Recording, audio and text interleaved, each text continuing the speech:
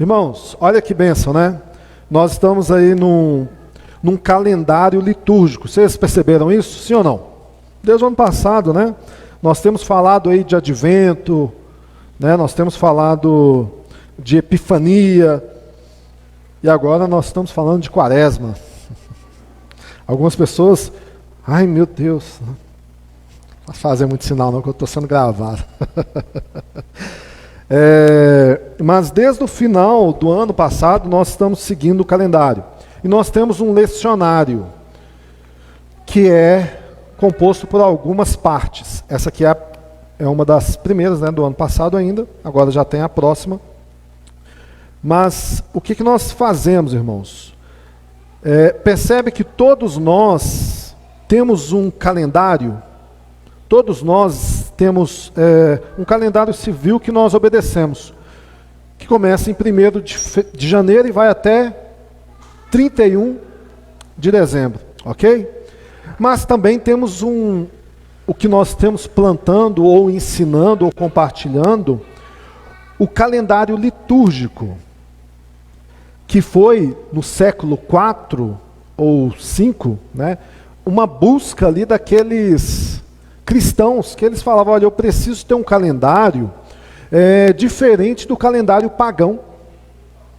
E a gente tem alguns marcos na história que acontecem em torno da vida de Jesus. Jesus nasceu, Jesus ressuscitou, Jesus subiu aos céus, o Espírito Santo foi enviado.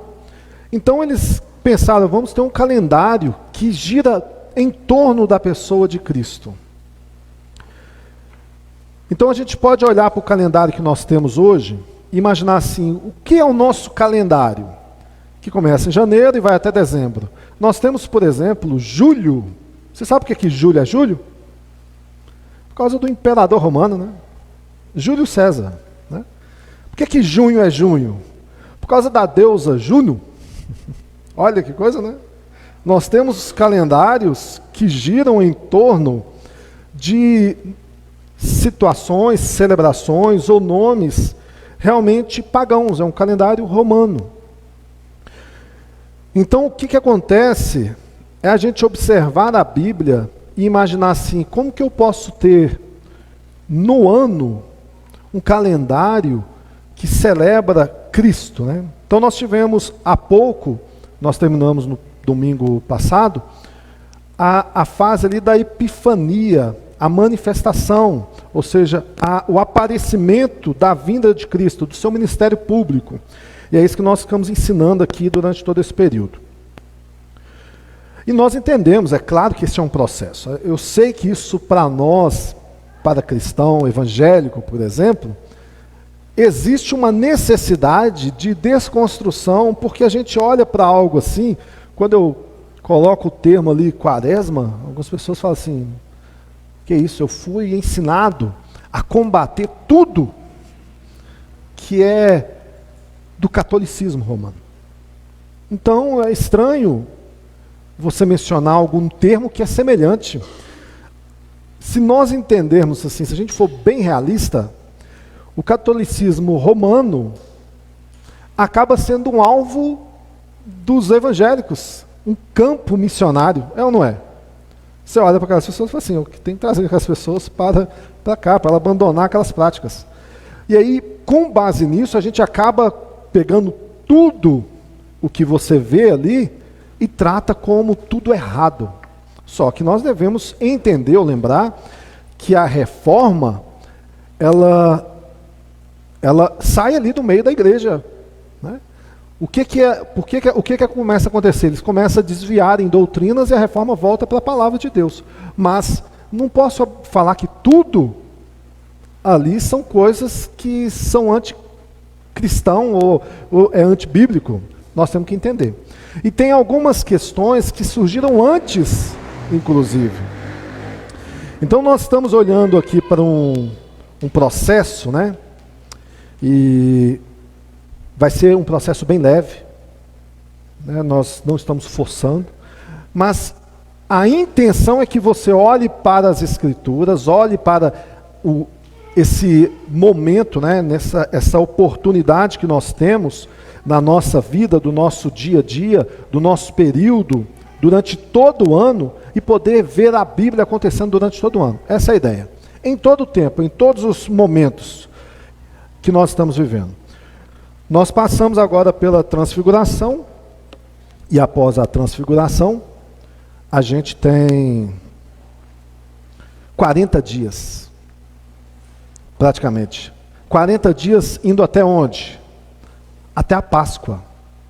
As datas mais importantes para nós, os cristãos, é qual? É o Natal e a Páscoa. É ou não é? Ah, claro, porque no Natal eu ganho presente e porque na Páscoa eu ganho chocolate. É por causa disso? É quase que é o contexto, infelizmente, até mesmo da igreja. Associar Natal a presente, a festa, a celebração, e associar a Páscoa a chocolate. E não conseguir entender que o Natal está falando da vinda do Deus vivo a essa terra, a manifestação de Deus aqui entre os homens.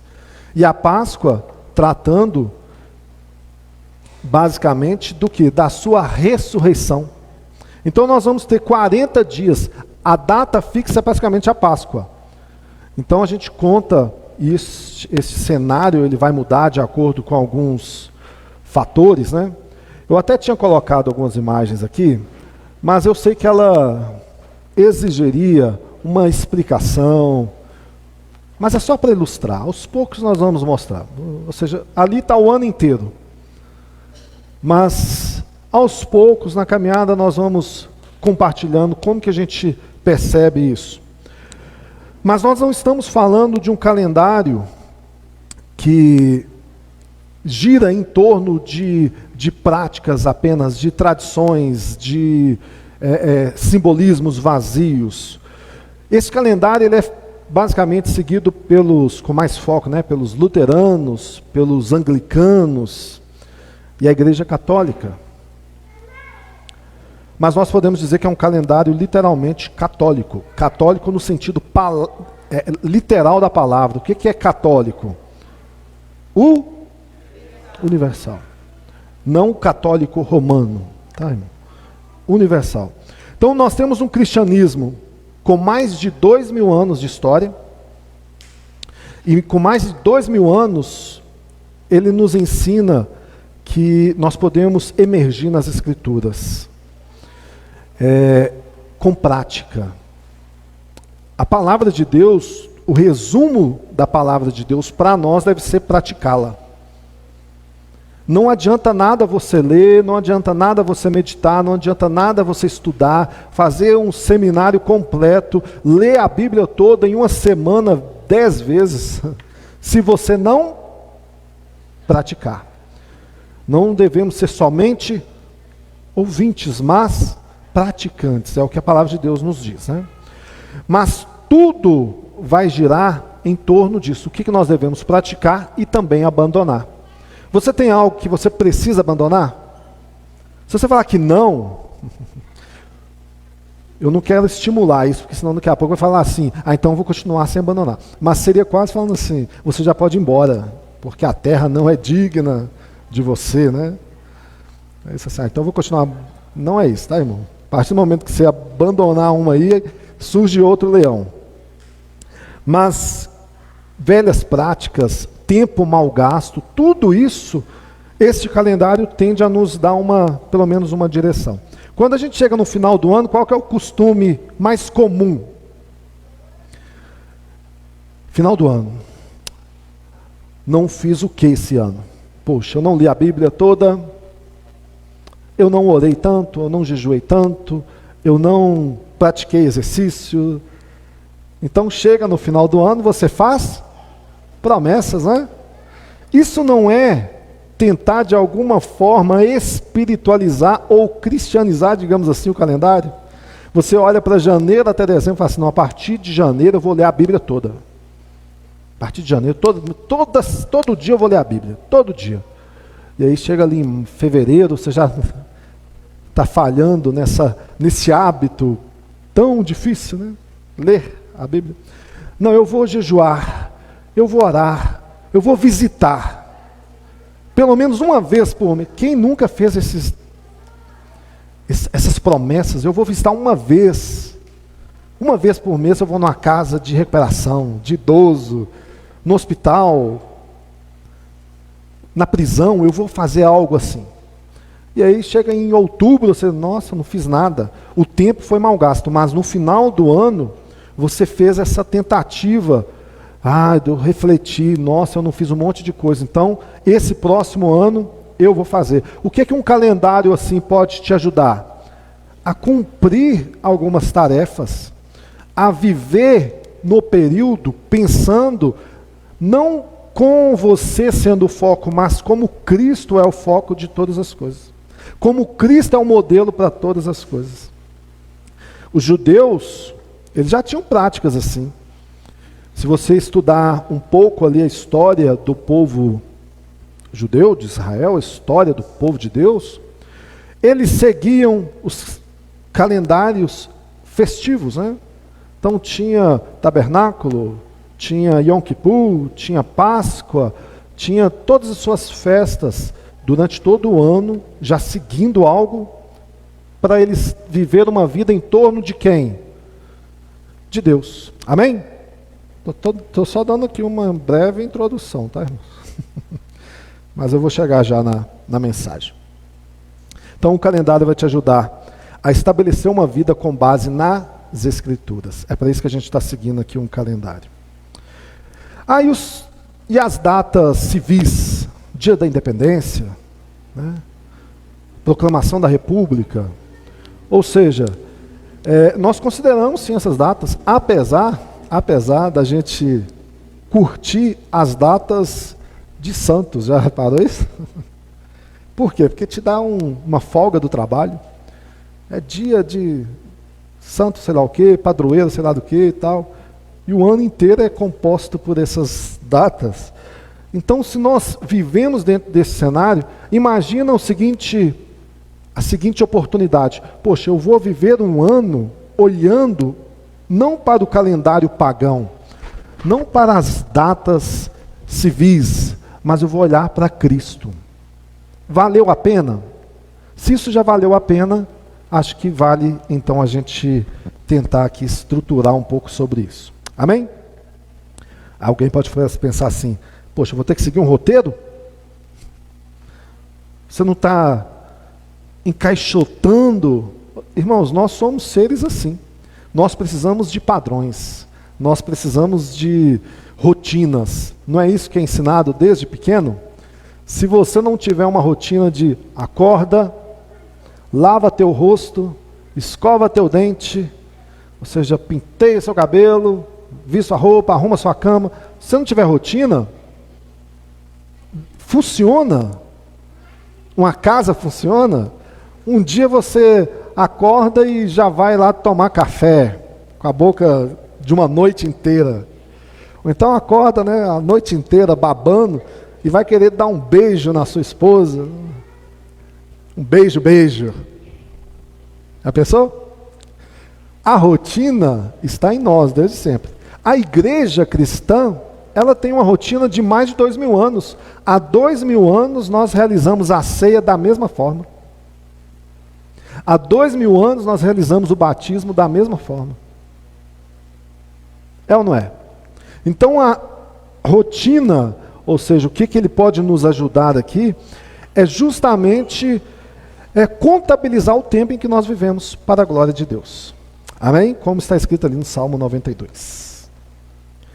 Imagina você espalhar a graça de Cristo nas comemorações e ciclos que cercam as nossas vidas. Então nós temos 40 dias. Por 40 dias nós vamos falar sobre 7 pecados. E aí pode escandalizar mais algumas pessoas ainda, né? Misericórdia, 7 pecados capitais, é isso mesmo que você está falando? É. Nós vamos falar de 7 pecados que vão chegar até o dia 17 de abril, aonde nós vamos estar celebrando a Páscoa. Após ali aquela sexta-feira da paixão.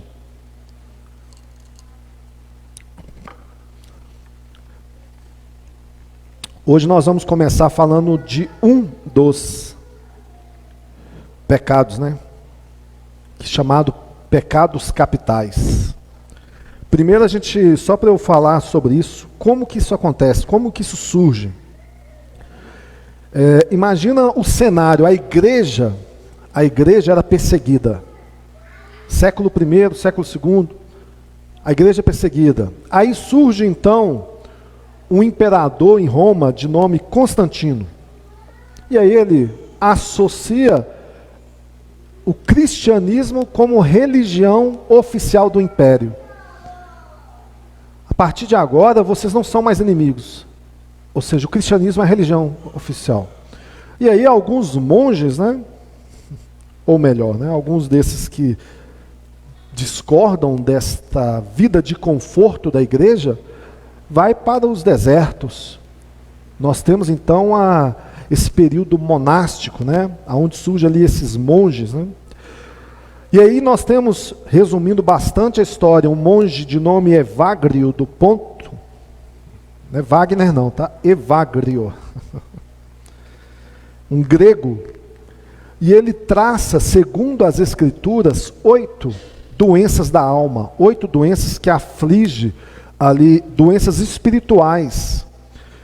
E ele tinha um discípulo de nome João Cassiano, que pega essas informações e divulga lá no Oriente. Então nós temos no decorrer da história um papa de nome Gregório, que pega essas 8 doenças, né, ou seja, esses 8 males, reduz para 7 e chama de pecado capital. A saber, né, soberba ou orgulho, por isso você está vendo ali no latim soberbia, né, soberbia, né? Orgulho, avareza, inveja, ira, luxúria, gula e a preguiça. E aí você pode falar assim, pecados capitais. Eu já ouvi falar sobre isso, mas o que isso quer dizer, né? Qual que é o tema? Qual que é a situação? Como você pode imaginar, pecado capital é um pecado cabeça, é um pecado que dá origem a outros pecados. Essa é o resumo, né? Seria o pecado cabeça ali, né? E aí a gente começaria hoje aqui com orgulho. Amém? E eu vou ser, como eu disse, bem rápido, tá, irmãos? Marcos, capítulo 7, versículo 20 e 23. Projetei ali para vocês terem a mesma versão, e olha o que ele diz. Esse cenário, esta fala de Jesus, eu acho ela pesadíssima para nós. Mas é sobre isso que nós vamos tentar explanar rapidamente aqui hoje. E dizia, o que sai do homem, isso contamina o homem, porque do interior do coração dos homens saem os maus pensamentos, os adultérios, as fornicações, os homicídios, os furtos, a avareza, a maldade, o engano, a dissolução, a inveja, a blasfêmia, a soberba, a loucura. Todos estes males procedem de dentro do homem e contaminam o homem. Amém? Vamos orar. Senhor, em nome de Jesus, fala conosco por meio da Tua palavra, nos instrui, nos exorte, nos corrija, nos santifique, edifica a Tua igreja, cumpra o Teu propósito. É o que nós te pedimos aqui, em nome do Senhor Jesus. Amém e amém. Irmãos, eu não sei vocês, mas eu acho que esse texto, esta passagem, é uma passagem assim duríssima, duríssima. Para nós entendermos um pouco o contexto deste capítulo, você vai ver que do 1 ao 13, os fariseus, os líderes religiosos, estão discriminando ali os discípulos, falam com Jesus, olha, por que seus discípulos não lavam as mãos quando vão comer? Eles não têm essa prática, eles contaminam a comida, eles contaminam tudo. Por que eles não fazem igual os antigos? E o interessante é que a primeira resposta de Jesus é algo que assim, eu sinto que bate em nós, em todo o tempo, se nós não tivermos com o nosso coração no Senhor. Ele diz lá em Marcos 7,6, e ele respondendo disse, olha, bem profetizou Isaías acerca de vocês, hipócritas. Porque está escrito: este povo honra-me com os lábios, mas o coração está longe de mim. Nossa, isso aqui dói, sabe? Dói da gente ouvir. Dói porque quando a gente chega diante do Senhor, às vezes, e a gente está aqui cantando, e de repente você fala assim: eu estou cantando, mas meu coração está tão longe. Isso é um cumprimento direto da profecia em nós. Ou nós honrando, louvando, falando para alguém acerca de quem ele é, mas no dia a dia, na vida, na dificuldade, nós não somos aqueles que realmente declaram isso. Senhor, eu confio somente em Ti, Tu és a minha força, Tu me guarda por detrás, por diante, o Senhor está comigo. Daí na hora que passa pela adversidade, o Senhor me abandonou. Isso quando lembra de falar o Senhor, né? Então, isso é basicamente a gente viver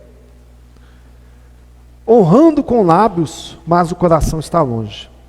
Mas enfim, ele continua, depois de dar essa dura palavra, dando alguns exemplos de como que eles fizeram coisas que invalidaram o próprio discurso. Então você pode ler na sua casa, ou seja, até o verso 13, mas no 14 em diante, aqui que eu quero chamar a atenção, ele fala o seguinte: olha, vem cá. Ele chama os seus ouvintes, ele chama todos aqueles que estão ali e fala assim: vem cá, presta atenção. Olha no seu versículo 14, ele estava assim: ouça-me aqui, olha para mim.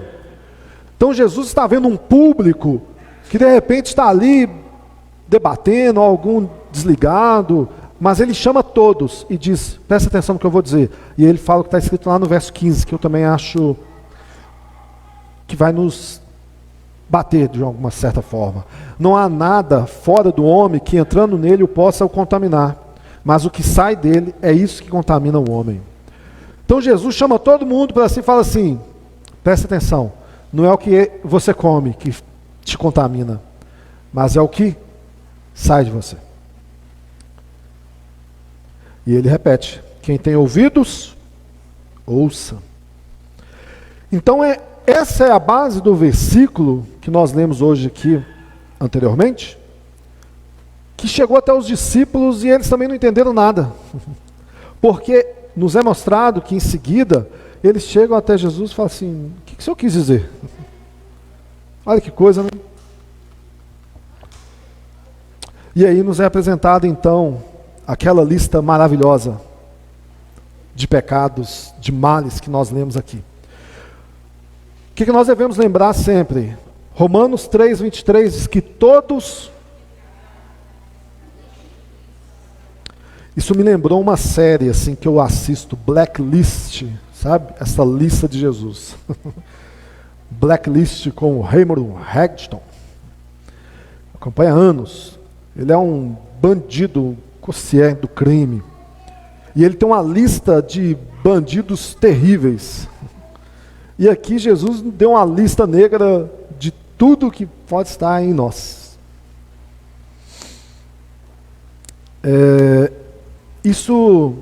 Só isso aqui derruba aquela tese que a gente escuta por aí, assim: olha, quem corrompe a sociedade é o homem. Aliás, é a sociedade que corrompe o homem, é o contrário. Mas como que a sociedade corrompida sem o homem, né? É o homem que projeta para fora todo o mal. O homem é corrompido então pela sua natureza. E hoje então nós vamos tratar um pouco sobre este tema orgulho, que é um pecado terrível, que eu convido vocês a pensarem e refletirem sobre ele durante a semana. Essa é a ideia. A mensagem de um domingo não é do domingo, ela é para a semana, até o outro domingo. Então reflita sobre isso. Ele é o pior pecado praticamente. Tomás de Aquino, no século II, ele já falava: olha, esse pecado é como se fosse o cabeça, sabe? É uma vanglória. Jesus vai nos mostrar uma lista de coisas malignas que sai de dentro de nós. Coisas malignas. Então, até a Páscoa, nós vamos tentar tratar, pelo menos desses 6 tópicos, com base nesse mesmo versículo que nós lemos hoje. Então, vai ser uma caminhada. O convite, além da gente ler, além da gente ouvir, da gente cultuar junto, é você poder olhar para dentro de si. Amém? Fazer uma avaliação. Ver se você está sendo orgulhoso. Ver se esse sentimento, este mal, este pecado que tem um autor claro, né? Nós vamos ler ainda sobre isso aqui, que é o próprio diabo, se essa semente está em você. Provérbios 16, 18 diz: a soberba precede a ruína, e a altivez do espírito precede a queda. Olha, eu vi e ouvi o que o parlamentar, até muito conhecido aí no YouTube, lá de São Paulo, falou, foi para a Ucrânia com o intuito, a proposta de ajudar, e falou, fez lá campanha, live para arrecadar, mas teve no final ali uma fala que acabou viralizando, é claro, e que o resumo que mais se ouviu é: jovem parlamentar brasileiro vai para a guerra e morre sem tomar nenhum tiro. Porque morreu com as suas próprias palavras. Morreu em qual sentido? Morreu a reputação, Aquilo que estava construindo, de repente, para se reconquistar uma confiança, vai ser algo muito demorado, apesar da gente saber como funciona a política brasileira.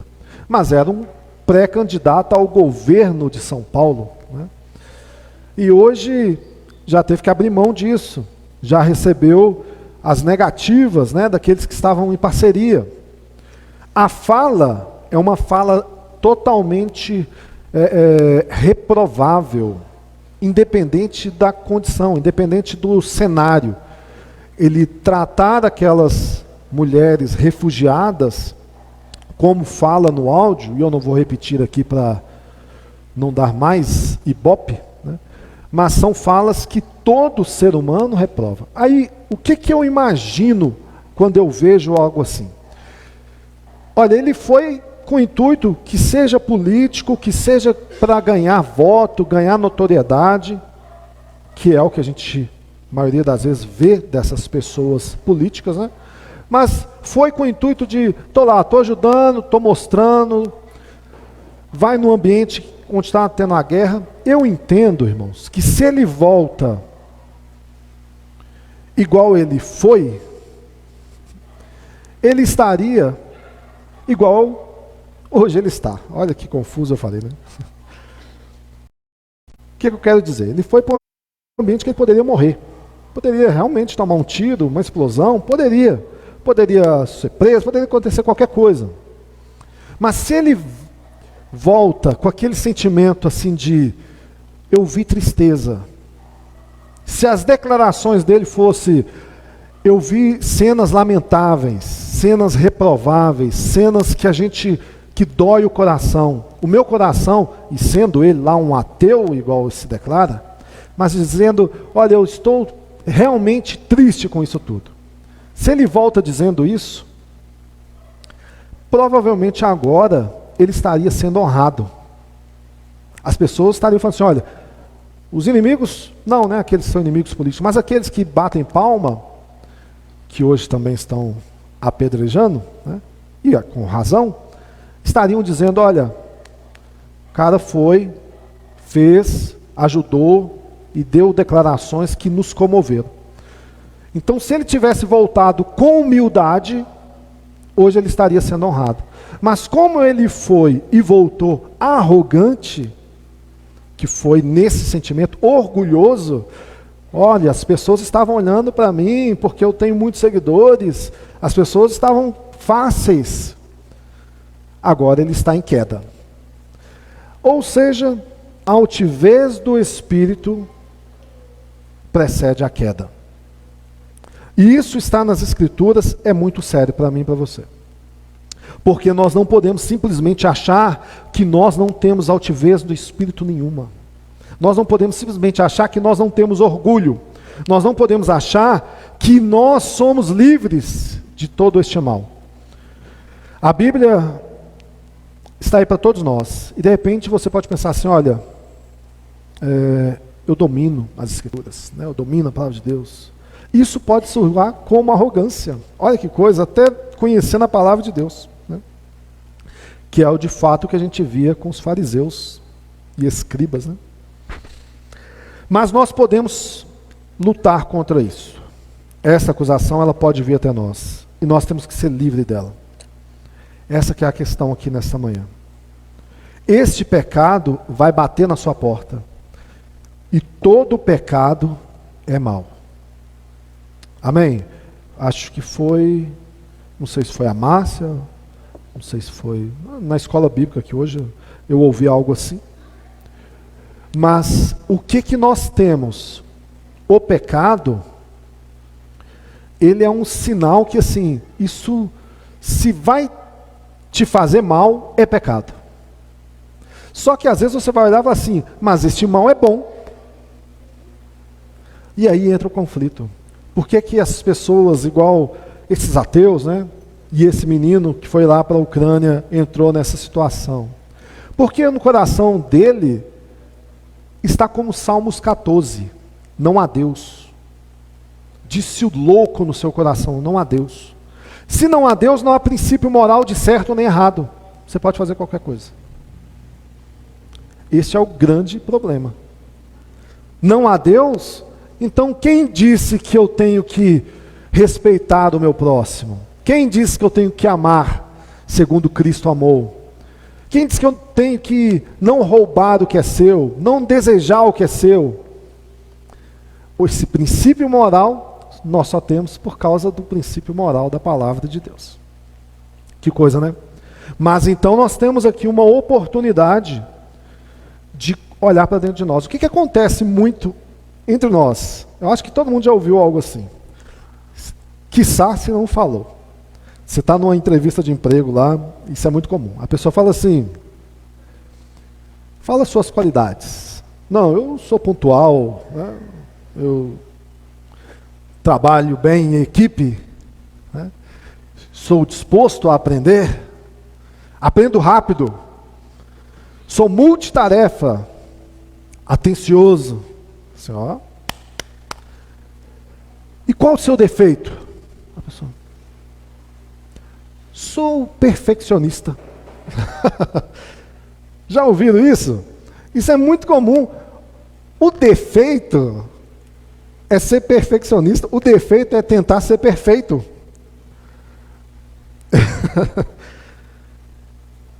Alguém era assim, né? Alguém era assim. Nós vamos falar mais sobre ele daqui a pouco. Mas percebe como até quando a gente tem que olhar para o nosso mal, e eu estou falando de uma entrevista de emprego, onde você não quer. Você não vai falar, eu sou desorganizado. Meus arquivos no computador, é horas para eu encontrar. E eu tenho TDAH.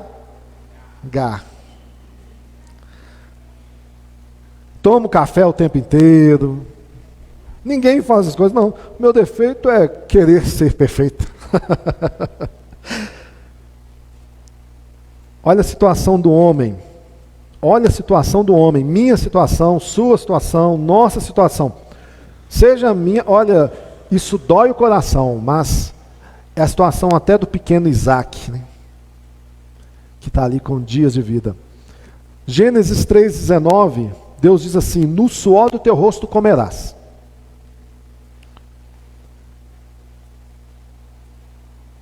Até que te torne a terra, porque dela foste tomado, porque és pó, e ao pó voltarás.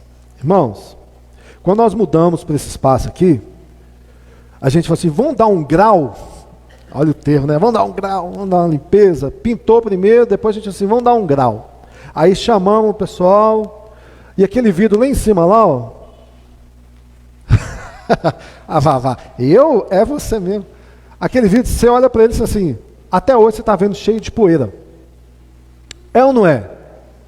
A Vavá falou assim, não, mas aquilo ali é só jogar uma água e tal.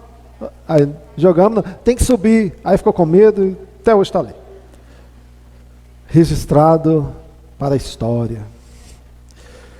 Quando você chega em casa depois de uns dias longe, ou de repente um dia só, o que você consegue ver, principalmente em cima assim de mobílias? Poeira. Significa que está sujo. Irmãos, Deus disse, olha, tu és... Pegou aí ou não? Chamou praticamente, nós somos uma sujeira. Ai, meu Deus. Então você pensa assim, se nós somos pecadores, porque todos pecaram, nós somos pó, em nós existe tudo isso que Jesus falou que pode contaminar o homem. A pergunta é como que nós conseguimos dar glória a Deus? Como que nós conseguimos ser homens e mulheres que transmitam glória ao Senhor? Para mim, o ensino de Paulo aos Gálatas é a base. Gálatas 6,14.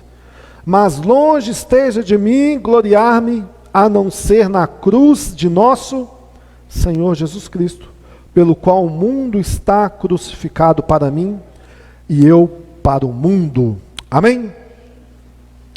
Aonde que então nós conseguimos nos gloriar? Somente na cruz, irmãos. Somente na cruz, adolescentes. Somente na cruz, crianças. Somente na cruz nós conseguimos gloriar-nos em Cristo. A glória tem que estar nessa cruz de Cristo.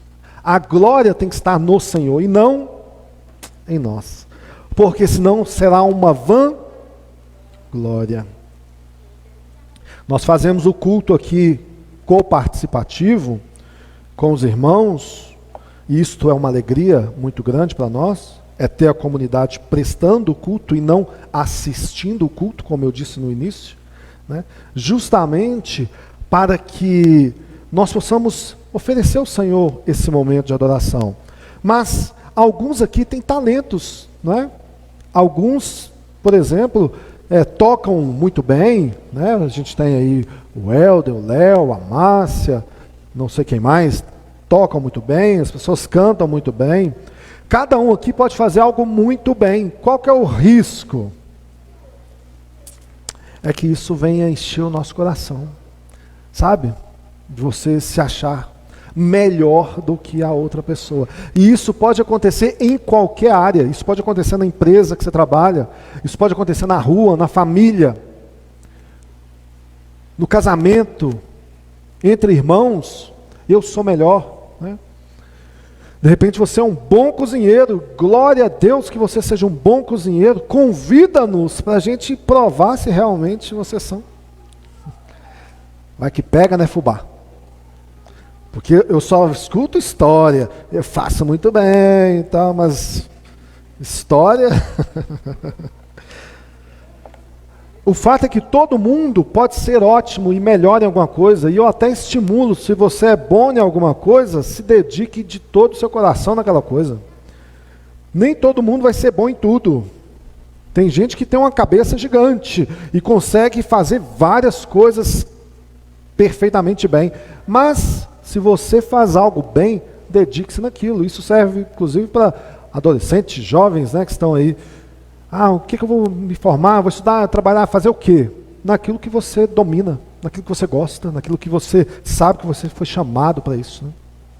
Mas não deixe que isso venha encher o seu coração, a ponto de você se achar superior a outra pessoa. Isso é altivez, orgulho, sabe? Você não reconhecer. E eu estou trabalhando um pouco sobre essa tese para a gente conseguir chegar em nossa condição espiritual de orgulho e pecado. Deus derramou sua graça sobre todos os homens aí, mulheres deste mundo, seja aqueles que são lavados, remidos ou não. A gente olha algumas pessoas que têm uma cabeça, você fala assim, impressionante. Como é que essa pessoa conseguiu construir, criar algo assim?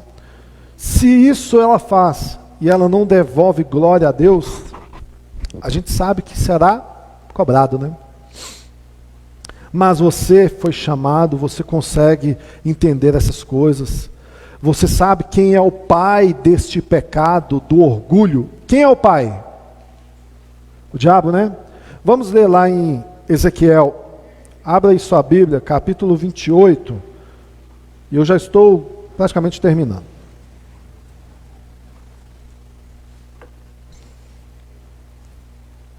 Olha essa passagem, que é um arquétipo, né?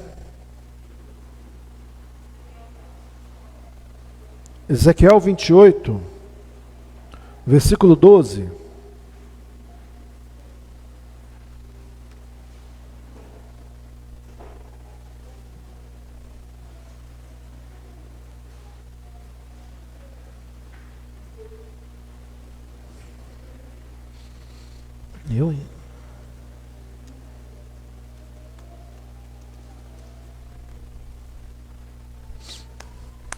Amém? Deus aqui está usando um arquétipo, né? Ou seja, você vai estudar sobre isso um dia ainda, falando ao rei de Tiro, mas que serve para quem? Para Satanás, para o diabo. Olha o que Deus diz sobre ele, versículo 12. Filho do homem, levanta uma lamentação sobre o rei de Tiro e diz: assim diz o Senhor Deus, tu és o selo da medida, cheio de sabedoria e perfeito em formosura. Estiveste no Éden, jardim de Deus, de toda a pedra preciosa era a tua cobertura, sardônia, topázio, diamante, turquesa, ônix, jaspe, safira, carbúnculo, esmeralda e ouro. Em ti se faziam os teus tambores e os teus pífaros, no dia em que foste criado, foram preparados. Tu eras o querubim o quê?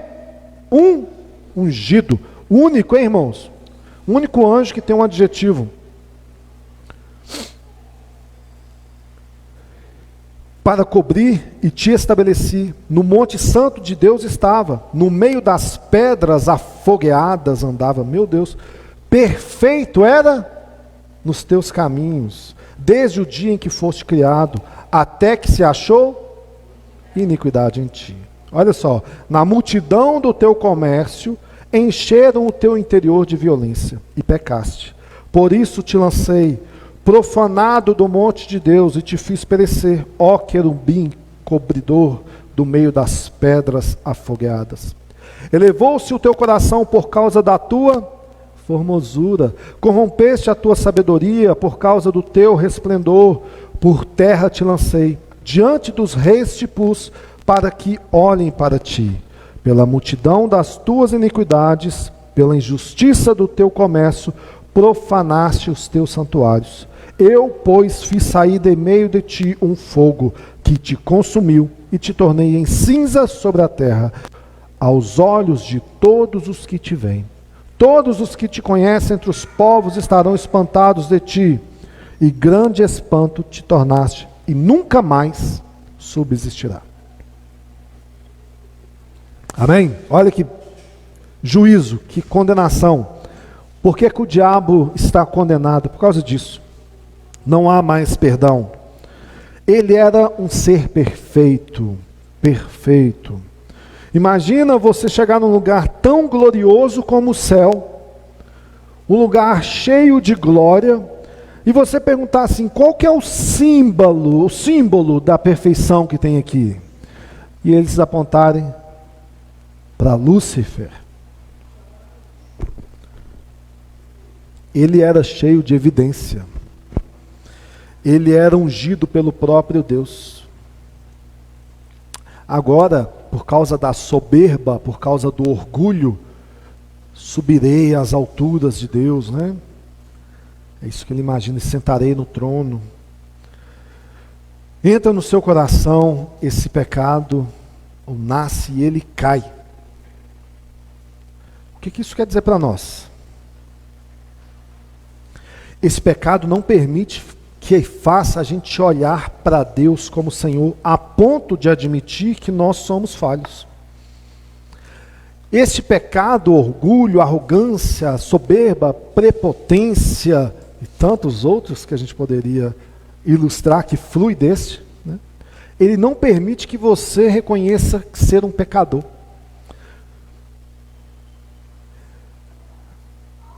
A mesa do orgulho está como estava aquela mesa ali antes do pessoal passar ali, igual Tasmania, né? A mesa do orgulho está cheia, sempre farta, para que a gente possa, se derramar nela. John Stott, ele diz, olha, o orgulho não é só um dos pecados capitais, ele é a essência de todos os pecados. O apóstolo Paulo, ele fala o seguinte em Filipenses 2:3, nada façais por contenda ou por vanglória, mas por humildade. Cada um considere os outros superiores a si mesmo. Durante 40 dias, praticamente, nós vamos falar sobre pecado, sobre mal, sobre essas questões. Assim como Jesus disse aos fariseus e aos seus ouvintes ali que aquilo sai de dentro de nós e nos contamina, nós também vivemos com estes males dentro de nós. Então, orgulho, arrogância, altivez, a nossa oração deve ser que não encontre lugar em nós, como nós lemos aqui no início, o Salmo 17. Que nós possamos caminhar sem transgredir, nós possamos caminhar buscando viver uma vida reta. Porque ao contrário de muito mal, nós também podemos fazer coisas boas. Então, em vez de ser arrogante, por que nós não sejamos caridosos, servos? Em vez de sermos orgulhosos, sermos humildes. Em vez de sermos soberbo com as situações, ou nos momentos em que a gente vive, por que nós não sejamos mais dependentes, ou melhor, vendo o outro como o nosso superior, como Paulo diz. O que nós podemos aprender então com este momento, né? Na família, no casamento, né? No trabalho, na sociedade? Muitas vezes esse sentimento, orgulho, que é um pecado, ele vai tomar o nosso coração. E ele vai tentar fazer com que a gente atue segundo ele, igual foi Satanás, igual foi tantos exemplos.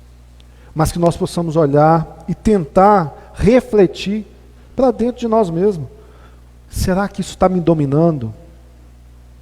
Será que eu estou aceitando o conselho? Minha mãe e meu pai disse para eu fazer isso, só que minha mãe e meu pai não sabem nada. Isso é ser altivo. É no casamento você não conseguir, aí eu poderia entrar numa uma explanação gigante, né? Porque num casamento a gente tem uma oportunidade de ser servo, de ser misericordioso, de ser amoroso. Mas se o orgulho estiver no lugar, irmão,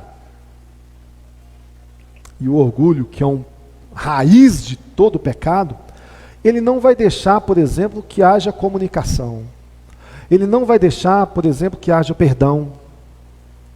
Se alguém te corrige, um irmão, fala, olha, você está falho, irmão. A forma como você está conduzindo a sua vida cristã está falha. Você não está servindo ao Senhor de todo o seu coração. Se o seu coração naquela hora endurecer e falar assim, você não sabe de nada. Não aceitar a correção é o orgulho que está fazendo isso. Por que o orgulho? Porque você não quer jamais ser o quê? Envergonhado, humilhado pelo outro, ou se sentir menor do que o outro. Pelo contrário, o que você e eu, nós queremos? Nós queremos ser maiores. Mas lembre do que Paulo acabou de nos dizer. Cada um considere os outros superiores. Qual é o maior exemplo que nós temos disso? Jesus, que sendo igual a Deus, não teve por usurpação, mas antes a si mesmo se humilhou, tomou forma de homem, igual nós, e carregou o peso de ser um humano, com cansaço, com dor, com perseguição, com pernilongo. Imagina, não tem nada mais terrível. O pernilongo, para mim, é uma das pragas do Egito, porque, meu Deus do céu, um mosquito que, não satisfeito em ser mosquito, aparece no calor, então ele já deve estar por aí. E não satisfeito de aparecer no calor, vem a hora que você está querendo dormir, que canta mal pra caramba e ainda chupa seu sangue. Isso ali aquilo ali é a personificação do mal. E não satisfeito, o parente dele ainda traz dengue, chikungunya. Meu Deus do céu. Amém, irmãos? Que Deus abençoe vocês, que vocês possam refletir sobre esse sentimento, sobre este mal que está sobre as nossas vidas. Como bem disse Jesus, isso sai de dentro. Então que você tenha o domínio, o controle da sua vida, seja cheio do Espírito Santo, que o Espírito sobressaia sobre o mal que nós infelizmente temos nessa carcaça humana. Vamos orar em nome de Jesus? Fique de pé, vocês estão muito à vontade, eu estou aqui em pé a manhã inteira.